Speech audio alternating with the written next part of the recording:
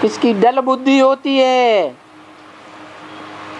तो फिर बेचारा नहीं पढ़ सकते हैं। किसकी सुरूढ़ बुद्धि होती है तो अच्छा ज्ञान पढ़ते हैं।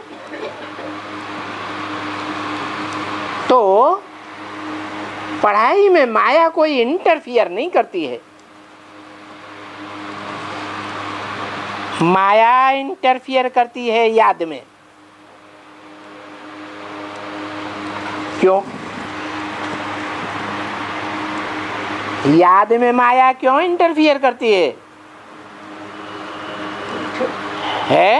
बाप बेचते हैं, माया को बाप बेचते हैं। कोई को इंटरफियर बहुत करती है और कोई को कम करती है।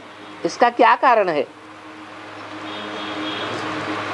क्योंकि पूर्व जन्मों में जो शिव बाबा इस सृष्टि पर सदा कायम है, इस सृष्टि पर शिव बाबा रहता तो है ना। शिव बाप नहीं रहता है। कौन रहता है? शिव बाबा तो इस सृष्टि पर अमर है ना। भक्ति मार्ग में भी कहते हैं शंकर तो अमर है, वो कभी मरता ही नहीं, कभी जन्म लेता ही नहीं।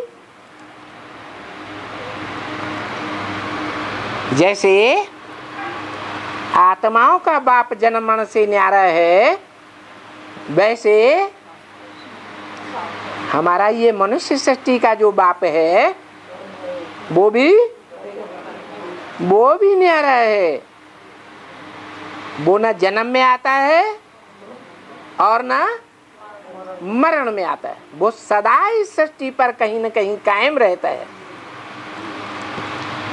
तो देखो, तुम बच्चे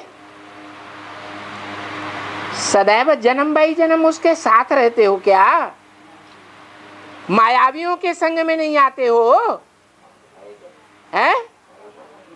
बहुत ऐसी आत्माएं हैं जो बाप को छोड़ करके, बाप की राजाई को छोड़ करके दूसरे दूसरे धर्मों में कन्वर्ट हो जाती हैं। तो बाप को छोड़ा ना।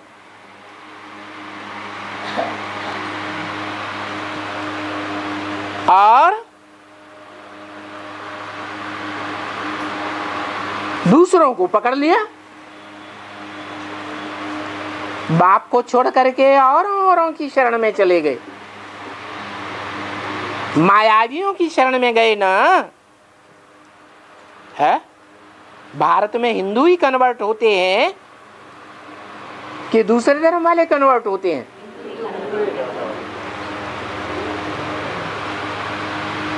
तो ये गलती किसने की है? संगम युग में ही तुम बच्चे गलती करने की शूटिंग करते हो क्या? बाप की याद छोड़ करके मायावियों को, मायावी रूप स्वरूपों को, चित्रों को याद करते रहते।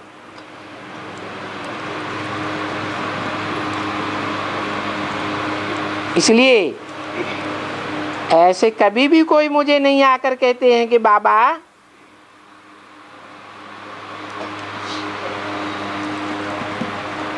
मैं बाबा को नहीं भूलता हूं। है जरूर कहीं न कहीं माया क्या करती है? बुलाती रहती है।